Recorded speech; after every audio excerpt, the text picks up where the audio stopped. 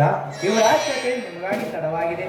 ಆಯ್ತಲ್ಲ, ನಿಮಗೊಂದು ಸಂತೋಷದ ಸುದ್ದಿ. ಅದೇನಪ್ಪ ಸಂತೋಷದ ಸುದ್ದಿ? ಅಣ್ಣ ದಂಡರಾಜನ ಫ್ಯಾಕ್ಟರಿಯಲ್ಲಿ ಮ್ಯಾನೇಜರ್. ನಾನು ಈ ನಾಡ ತಾಯಿಯ ರಕ್ಷಣೆ ಮಾಡುವ ಪೊಲೀಸ್ ಸಬ್ ಇನ್ಸ್ಪೆಕ್ಟರ್ ಆಗಿಬಿಟ್ಟೆ ಅಣ್ಣ.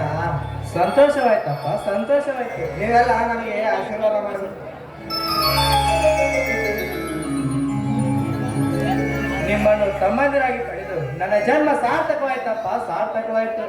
ಇವನು ಮ್ಯಾನೇಜರ್, ನೀನು ಪೊಲೀಸ್ ಅಧಿಕಾರಿ. ದೇವರು ಸದಾ ನಿಮ್ಮನ್ನು ರಕ್ಷಿಸಲಪ್ಪ, ರಕ್ಷಿಸಲಿ. ಅಣ್ಣನ ಶ್ರೀರಕ್ಷೆ ಹಾಗೂ ನಾಡತಾಯಿ ರಕ್ಷೆಯಿಂದ ಪಡೆದು ಬಂದ ಕನ್ನಡವೆಂಬ ಈ ಲಂಚ ರಾಕ್ಷಸರನ್ನು ಕಡಿದು ಹಾಕಿ ಲಂಚ ರಾಕ್ಷಸರ ಕಡಿದು ಹಾಕಿ ಈ ನ್ಯಾಯವನ್ನು ರಕ್ಷಿಸುವಂತಾಗಲಿ ತಮ್ಮ, ರಕ್ಷಿಸುವಂತಾಗಲಿ. ಹೌದಪ್ಪ ಸಹೋದರ, ಹೌದು. ಜನಗಳ ನ್ಯಾಯ ರಕ್ಷಣೆಗಾಗಿ ಈ ನಿನ್ನ ತೊಟ್ಟಕ್ಕಾಗಿ ನ್ಯಾಯ ಮಾರ್ಗಕ್ಕೆ ಸಮ್ಮಿತವಾಗಿರಲಿ. ತಪ್ಪು ಮಾಡಿದ ಆರೋಪಿ ಅಣ್ಣನೇ ಆಗಲಿ ತಮ್ಮನೇ ಆಗಲಿ ಹೆತ್ತ ಮಾತಾಪಿತರೇ ಆಗಲಿ ಅವರನ್ನು ಬಂಧಿಸಿ ನ್ಯಾಯ ದೊರಕಿಸಿಕೊಡುವುದೇ ನಿನ್ನ ಕಾಕಿಯ ಕರ್ತವ್ಯ. ಇದು ರಾಮವಚನ. ನಿಮ್ಮ ಮಾತನ್ನು ಅಕ್ಷರಶಃ ಪಾಲಿಸಿ ನ್ಯಾಯಕ್ಕಾಗಿ ಹೋರಾಡಿ. ನ್ಯಾಯ, ನೀತಿ, ಧರ್ಮ, ಸತ್ಯ ಈ ಅಹಿಂಸೆ ಎಂಬ ಈ 5 ಮಂತ್ರವನ್ನು ಸದಾ ಸ್ಮರಿಸಿ ಈ ಮನೆಯ ಕೀರ್ತಿಯೊಂದಿಗೆ ಈ ನಾಡಿನ ಕೀರ್ತಿ ತರುವೆ. ಹೌದಪ್ಪ, ಹೆಣ್ಣು ಹೆಂಡಾರಲ್ಲಿ ರಾಸಿಗೆ ಬೀಳದೆ ಕರ್ತವ್ಯದ ಮೇಲೆ ಭಾರ ಹಾಕಿ ನಡೆದರೆ ನಿನ್ನ ಹಡೆದವರು ಹಾಗೂ ಪಡೆದವರ ಹೆಸರು ಅಜರಾಮರವಾಗಿ ಉಳಿಯುತ್ತದೆ. ಹೌದಮ್ಮ, ನಿಮ್ಮ ಮಾತನ್ನು ಅಕ್ಷರಶಃ ಪಾಲಿಸಿ ನ್ಯಾಯಕ್ಕಾಗಿ ಹೋರಾಡಿ. ನ್ಯಾಯ, ನೀತಿ, ಧರ್ಮ, ಸತ್ಯ, ಅಹಿಂಸೆ ಎಂಬ ಈ 5 ಮಂತ್ರಗಳನ್ನು ಸರಿಸಿ ಈ ಮನೆಯ ಕೀರ್ತಿ ತರುವೆ. ಆಯ್ತಪ್ಪ, ಈಗ ಸಂತೋಷವಾಗಿ ಮುಗಿಯಲಿ ಇವರ ಮದುವೆ ಕಾರ್ಯ. ಯಾಕೆ ಶಶಿಕಾಂತ್, ಆಗಿನಿಂದ ನೋಡ್ತಾ ಇದ್ದೀನಿ ಮೌನವಾಗಿ ನಿಂತು ಬಿಟ್ರಿ ಅಲ್ಲ? ನಿನಗೂ ಏನಾದರೂ ಮದುವೆ? ಕ್ಷಮಿಸಲ್ಲ, ನಿನ್ನ ಕಾಲಿಗೆ ಹೋಯ್ತು. ಅಂದರೆ ನೀನು ಯಾವ್ದಾದ್ರು ಹುಡುಗಿನ ಪ್ರೀತಿ ಮಾಡ್ತಾ ಇದೀಯಾ? ಹೌದಣ್ಣ, ಆ ದಂಡರಾಜನ ತಂಗಿನ ಪ್ರೀತಿ ಮಾಡ್ತಾ ಇದ್ದೀನಿ. ಅದಕ್ಕೆ ಅನುಮತಿ ಕೇಳುತ್ತೇವೆ. ನಾವು ಹೋಗಿ ಹೋಗಿ ನಾಗರ ಹವನ ಹುತ್ತಿನಲ್ಲಿ ಕೈ ಇಟ್ಟೆ ಅಲ್ಲ. ಯಾಕಣ್ಣ ನಿನಗೆ ಅಣ್ಣನ ಮಾತು? ಅದನ್ನು ನಾನು ಯೋಚಿಸಬೇಕಾಗಿಲ್ಲಪ್ಪ, ಹಿಂದೆ ನಡೆದ ನನ್ನ ಘಟನೆ ಯೋಚಿಸಬೇಕಾಗಿದೆ. ನಿಮಗೆ ಈ ಮದುವೆ ಇಷ್ಟ ಇರಲಿಲ್ಲ ಅಂದ್ರೆ ಬಿಟ್ಟು ಬಿಡ್ರಿ ಅಣ್ಣ. ಹಾಗಲ್ಲ ಸಹೋದರ, ತಲೆ ತಲಾಂತದಿಂದ ವಿರೋಧವಾಗಿ ನಡೆದು ಬಂದ ನಮ್ಮ ಅವರ ಮನೆತನದಲ್ಲಿ ಆ ಶ್ರೀಮಂತ ಧನರಾಜ್ ಹೆಣ್ಣನ್ನು ಕೊಡ್ತಾನ? ಇದನ್ನು ನಾನು ವಿಚಾರಿಸಿ ನಿಮ್ಮ ಮದುವೆ ಒತ್ತಟ್ಟಿಗೆ ಮಾಡ್ತೀನಿ. ನಡೀರಿ, ಒಳಗಡೆ ಹೋಗೋಣ.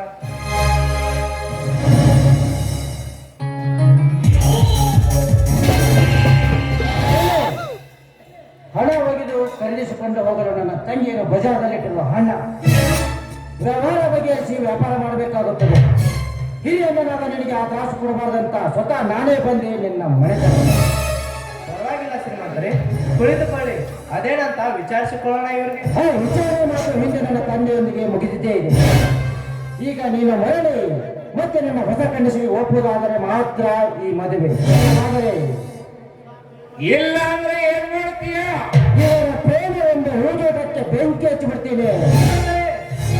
ಹಾಗೆ ಮಾಡಬೇಡಿ ಶ್ರೀಮಂತರೇ. ತಿಳಿಯದೇನೋ ಹುಡುಗರು ತಪ್ಪು ಮಾಡಿಬಿಟ್ಟಿದ್ದಾರೆ. ಅದೇನೇದರೂ ನಾನು ಒಪ್ಕೊಳ್ತೀನಿ. ಮೊದಲು ನಿಮ್ಮ ತಂಗಿ ನನ್ನ ಮನೆ ಸೊಸೆ ಆಗಬೇಕು. ಹಾಗಾದರೆ ಹೇಳ್ತೀನಿ ಕೇಳು. ಕಂಡೀಷನ್ ನಂಬರ್ 1, ನನ್ನ ನಿನ್ನ ಮಾತಿನ ವಿಚಾರದಲ್ಲಿ ನನ್ನ ನಿನ್ನ ಹೊರತುಪಡಿಸಿ ಇವರಾರು ಏರ್ಕೊಡು. ಆಯ್ತು ರೀ ತಮ್ಮಂದಿರ, ಗಿರ್ಜಾ ನೀವೆಲ್ಲರೂ ಒಳಗಡೆ ನಡೆಯಲಪ್ಪ.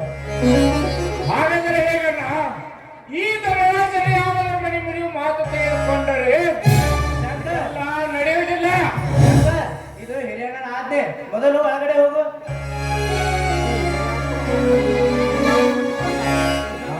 ಹೇಳಿ ಸರ್. ಕಂಡೀಷನ್ ನಂಬರ್ 2, ನನ್ನ ತಂಗಿ ನಿನ್ನ ಮನೆಗೆ ಸೊಸೆಯಾಗಿ ಬಂದ ತಕ್ಷಣ ಅವಳಿಗೆ ಯಾರೂ ವಿರುದ್ಧವಾಗಿ ನಿಲ್ಲಬಾರದು. ಕಂಡೀಷನ್ ನಂಬರ್ 3, ನನ್ನ ತಂಗಿ ಈ ಮನೆಗೆ ಸೊಸೆಯಾಗಿ ಬರುವಳು. ಅವಳು ಮಹಾರಾಣಿ ಆಗಿ ಬಂದ ತಕ್ಷಣ ಅವಳ ಸೇವಕರಂತೆ ನೀನು ಮತ್ತು ಗಿರಿಜಾ ದಾಸರಂತಾಗಬೇಕು. ಕಂಡೀಷನ್ ನಂಬರ್ 4, ಅದನ್ನು ನನ್ನ ತಂಗಿ ಮುಂದೆ ಹೇಳಿ ಕಳಿಸುತ್ತೇನೆ.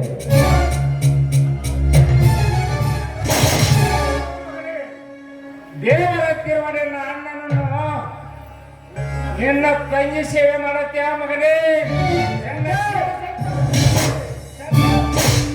ದೇವರಂದಿರುವ ಅತಿಥಿ ಮೇಲೆ ಕೈ ಮಾಡಬಾರ್ದಪ್ಪ.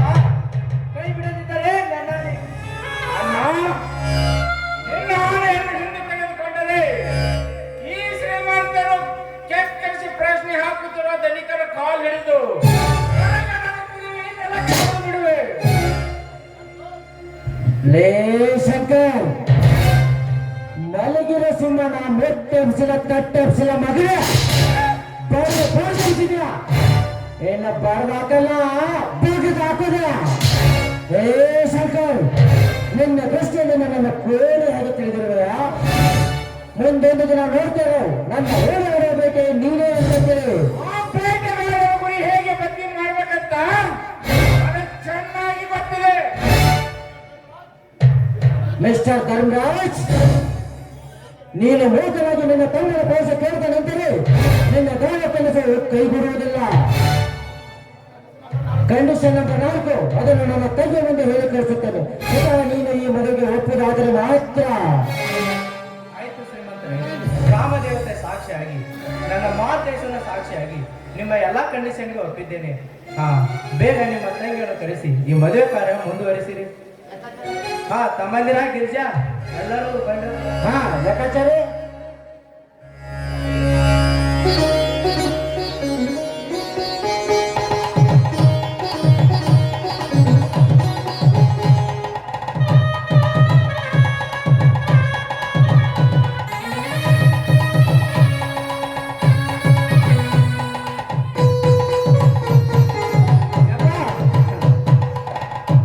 ಯಪ್ಪ ತಂಗಿನ ಕೂಡ ಪಕ್ಕ ಆಚಾರ್ಯನ ಕರ್ಕೊಂಡ ಬಂದ ನೋಡ್ರಿ.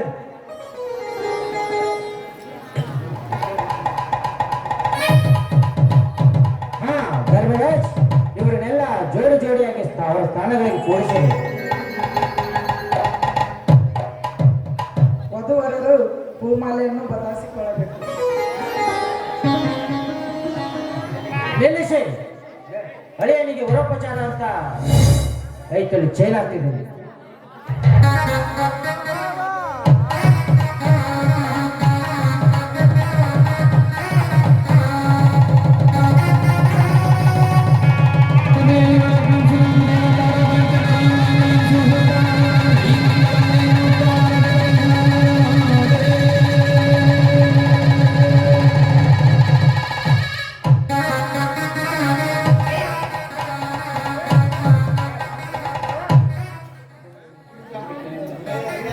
ಗಿರಿಜಾ, ಯಾಕಮ್ಮ ಕಣ್ಣಲ್ಲಿ ನೀರು ತುಂಬಿದ ಮಂಟಪದಲ್ಲಿ ಆಗಲ್ಲ ಕಣ್ಣೀರು ಹಾಕಬಾರ್ದಮ್ಮ.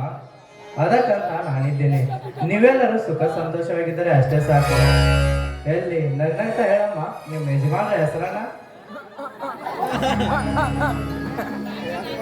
ಚಂದ್ರನ ಪ್ರಕಾಶದಲ್ಲಿ ಸದಾ ನಗೂರು ಬಾಳಿಗೆ ಬೆಳಕಾಗುವ ಬೆಳ್ಳಿ ಚುಕ್ಕಿ ನನ್ನ ಪತಿರಾಯ ಶಂಕರ್. ಅಣ್ಣ, ನೀನು ಹೇಳಣ್ಣ. ಕಷ್ಟಕ್ಕೆ ಕುಗ್ಗದೆ ನಿಷ್ಠಕ್ಕೆ ಬಗ್ಗದೆ ಸದಾ ಜಗ ಬೆಳಗುತ್ತಿರೋಳು ನನ್ನ ಮಡದಿ ಗಿರಿಜಾ. ಅಪ್ಪಾರ ಮತ್ತೇನ್ರಿ ಇದ ಹೊರಪದಾಗ ಕೆಲಸ ಮಾಡ್ಕೊಂಡ್ ಬಿಟ್ರಲ್ಲ, ಮತ್ತೇನೈತಿ? ಮಾಡಿರ್ಲಿ ಲೆಕ್ಕಾಚಾರ.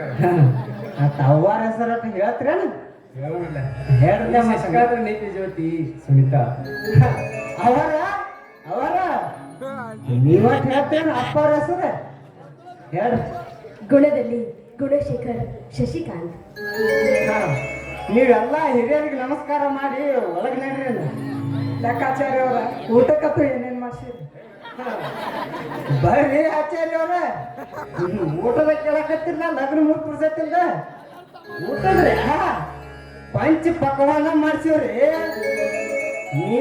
ನೀವ್ಯಾಕೆ ಹೆದರ್ತೀರಿ ಅದಕ್ಕ? ಚಜ್ಜಿ ಚಪಾತಿ ಹಸಿ ಮೆಣಸಿನಕಾಯಿ ಶ್ರೀಕರ್ಣಿ ಮಾಡತಾನ ಎಲ್ಲಿದ ಅಲ್ಲಿ ಪ್ರಾರ್ಥನ ಏಕ ಸೋರ್ಮತ ಹೋಗಿರ್ಬೇಕ್ರಿ.